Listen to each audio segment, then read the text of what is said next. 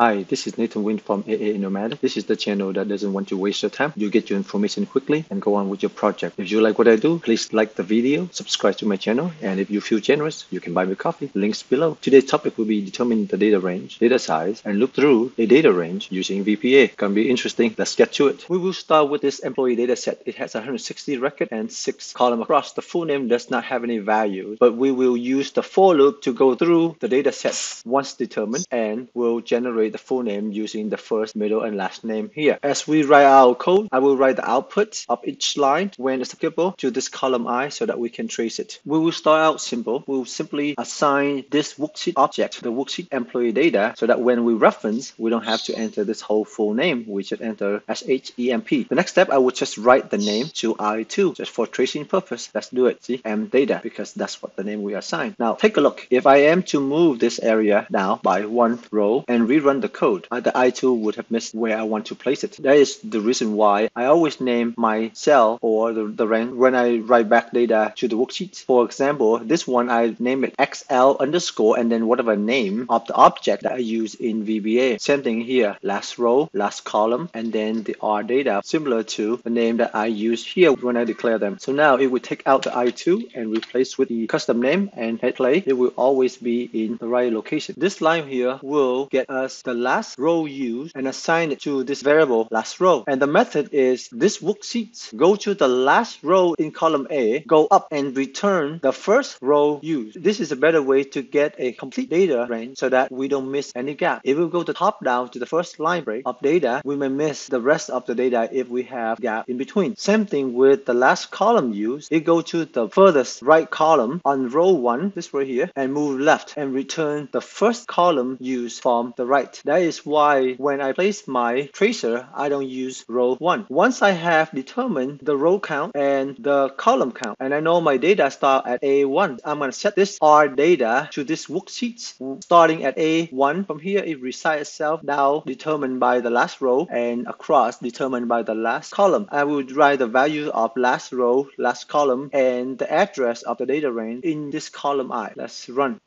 As you see here, the last row is 161, the last column is 6 across. If you start A1, you go down 161, we go across 6, you would get at the range A1 through F161, which is determined here. Now, this is good to use, but we make the assumption that your data start at A1, which is mostly the case. However, there is another approach that is a lot more accurate. If you select all the data, you will see that I named this table employee data, and I can obtain the range using this code here. Set R data, list object, name of the table, and obtain the range. If I delete the address, rerun the code, you will see that I have some advanced formula here to break down the address to determine the column start, the column end, and the row start and the row end. If I manually change this to A10 and you're gonna go through G161, that will reflect it here. And with this breakdown, you can use this in VBA. You will be able to know precisely when your table starts. We won't be covering that in this video. If you are interested to see this formula here, send me an email and I will send you the file. Let's move on. Our last objective is to be able to look through this data set and generate the full name from first, middle, and last. The before loop will be the for loop because we have an endpoint and we have to look through every single record. So this is the structure for the for loop. It starts with for I. It could be any variable name. I is used here because a lot of people use I equal 2 because I want to start the loop at number 2. And it goes through the last row used, which was determined up here, 161. And it will increment I by 1 after its execution. Let's run through column F here, which is full name, and place some value there. So this is telling the application to go to column F with this dynamic I value starting with 2 and with 161 and place the word test hyphen and whatever the value of I. Let's try it. You will see that it's working 2 to 161. But I don't like the fact that we hard coded in column F. We want it to be as dynamic as possible. So I will take that out. What I would like to do is to find out the index of the full name and we'll move to it relatively from column A. So in here, I declare a variable called column full name index, and I will assign the list columns full name index of this data table to this variable. Let's try this one. It is index number 6, 1, 2, 3, 4, 5, 6. And you will see the benefit if I move the full name column before the manager's email, and if we run it again, it will be an index of 5. So it is a better approach to be relative versus hard coded in. So to reproduce the same result that we had earlier, earlier, all we have to do is start with column A because that is one column that we specified. We stay with this dynamic row and we offset by 0 row, meaning we want to stay on that row number 2 there. And we will offset by the index of the full name -1. Why -1? Because we are already on column 1. So for us to move to index number 6, we just need to move to the right 5 times. 1, 2, 3, 4, 5. So we take the index of the full name -1 and then place the value that we had earlier. Let's run. We get the same result. Let's take a look at our data here. To get to our full name, we should need to concatenate first, middle, and last. The only complication is that some do not have mid initial, and if we use the standard formula across, then we would have an extra space because there is a space between first and middle and last. And if we just have 2, there will be 2 spaces between first and last, and we don't want that. But let's try to produce what we want using standard formula before we convert to VBA. Here, this is just a standard if statement. If the middle initial is not blank, then concatenate first, middle,